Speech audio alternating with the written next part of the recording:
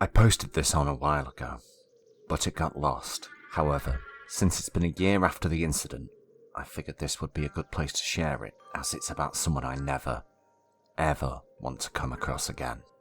It all started and ended the day after I took my last final at this community college. I don't know if he was a stalker, or if it was a break-in gone weird. So from the beginning, I was nervous that I was going to fail this one class, that I was not going to be able to receive my AA degree. Later in the day, I was out at the pool at my apartment complex with some friends and my roommates when I checked my phone and saw I'd passed the class. I got so excited.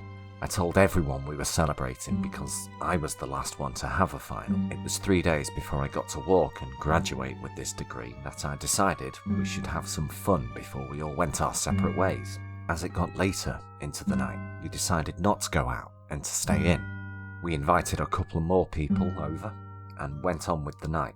Around 2 a.m, people started to leave and head to bed. The only people left were my 2 roommates, both of the people they were dating, and one other friend. We were still messing around, and because our apartment was on the first floor and next to the pool, we went to go night swimming. As soon as we were done with that, I was ready to just hang out and be in for good for the night. My roommates and the other friend all left to go somewhere else for a little while, which was fine, nothing out of the ordinary for me to be home alone. I got some food and went to my room to hang out until they got back. The way my room is set up in our apartment, it's all the way in the back, farthest away from the front door and the patio door. My room is behind the kitchen and you'd have to go through the whole apartment to get there. Because our apartment was in the front of the complex and near the pool, it was near the front gate. At the time, the gate was left open because it was broken. I have never had an issue with living this close up front until this night. My room has one big window, and you can easily see in my room when I don't have the blinds or curtains shut. I had a closet with mirror doors, which if you look in through the window, you can see every part of my room in it. So, while I was waiting for my friends to get back, I fell asleep. The last time I looked at a clock, it was 3:30 in the morning. Also, key part in this, my bedroom light was on when I went to sleep. The next time I woke up, it was about 5:30 a.m. There were slow flashes going off, like I had a strobe light going off in the corner of my room. I woke up really confused and thought it was my friends coming back to mess with me. Once my eyes got more adjusted because the room was now dark, I realised that, in fact, it was not my friends messing with me, but a single man who was at least 6'1", wearing a green Nike hoodie with the hood on in the corner of my room by my closet, holding a phone up taking pictures of me. Mind you, I had tiny Sophie shorts on, with one of my legs hanging out of my covers. I don't think he realised I'd woken up, and when reality sunk in, I said, "What the fuck?" And instead of coming at me or running out of my room, the man put the phone down and walked out of my room not saying anything, not in a panic, just walked out. Me, being the dumbass that I am, I ran after him saying, "Hey!" I tried to follow him out, but once I got to the front door, I didn't see him anywhere. Ran back inside, woke up all my roommates asking if they were messing with me. When they said no, I called the police. I looked around my room and saw the only thing missing was my laptop.